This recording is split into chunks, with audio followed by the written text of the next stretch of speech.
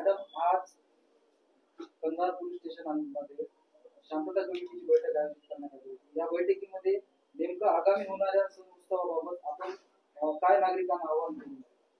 आज आपण गणेश मंडळांची बैठक घेतली होती. या गणेश मंडळांना श्रींची प्रतिस्थापना 10 दिवसांची प्रतिस्थापना आणि नंतर विसर्जन याच्या दरम्यान पोलीस प्रशासनाकडून आवाहन करण्यात आलं वेगवेगळ्या मुद्द्यांवरती.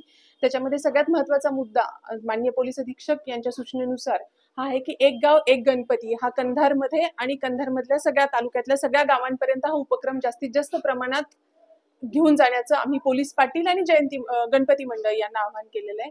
त्याचबरोबर इको फ्रेंडली गणपती म्हणजे गणपती बसवताना तो इको फ्रेंडली असावा, त्याच्यामध्ये समाजोपयोगी आणि सांस्कृतिक कार्यक्रम जास्तीत जास्त प्रमाणात व्हावेत, डीजेचा वापर नाही व्हावा, पारंपरिक वाद्यांचा वापर व्हावा, गुलालाऐवजी फुलांचा वापर व्हावा, असे पर्याय चांगले पर्याय आम्ही त्यांना दिलेले आहेत. आणि ह्याच्यात कौतुकाची गोष्ट आहे की त्या बैठकीमध्येच दोन गावातली महत्वाची जुनी मंडळं आर्यवैश्य मंडळ आणि नगरेश्वर मंडळ हे जे पहिली दोन मंडळ असतात त्यांनी त्या बैठकीतच आम्ही सांगितलं की यावर्षी आम्ही डीजे वापरणार नाही. आणि ही खूप कौतुकास्पद खूप पॉझिटिव्ह रिस्पॉन्स आम्हाला बैठकीतच मिळालाय.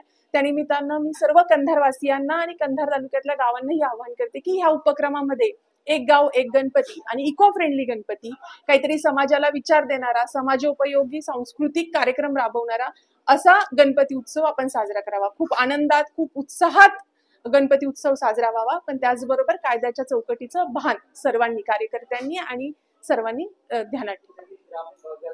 विशेषतः गणपती मंडळ आहे त्यांना आपण काय आवाहन करणार?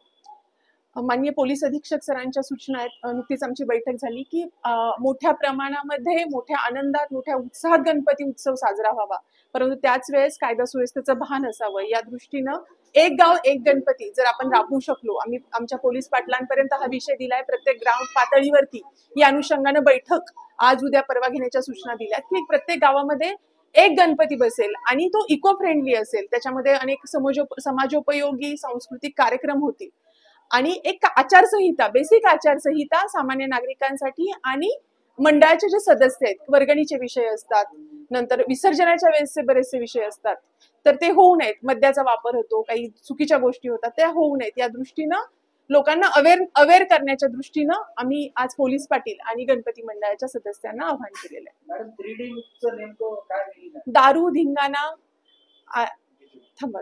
डीजे दारू परत बोलूया. गेल्या वर्षभरात जेवढ्या आपल्या कंधार तालुक्यामध्ये मिरवणुका झाल्या, आमचं पोलीस प्रशासनाचं प्रत्येक वेळी हेच आव्हान आहे की 3D मुक्त ही मिरवणूक असावी, ज्याच्यामध्ये डीजे नसावा, दारू नसावी आणि कोणताही धिंगाणा होऊ नये. तर त्या दृष्टीनं आजची बैठक ही खूप यशस्वी झाली आहे. दोन मंडळांनी स्वतःहून मान्य केलं, स्वतःहून ते वन स्टेप पुढे आले की आम्ही डीजे लावणार नाही. सर्व मंडळांनी खात्री दिली की दारूचा वापर होणार नाही आणि डीजे दारू नसेल तर आपोआपच धिंगाणा होत नाही. तर सर्व मंडळांना सर्व गावकऱ्यांना आव्हान आहे की 3D मुक्त, दारू डीजे आणि धिंगाणा मुक्त गणपती उत्सव आणि सगळेच सण आगामी सर्व सणोत्सव साजरे व्हावे.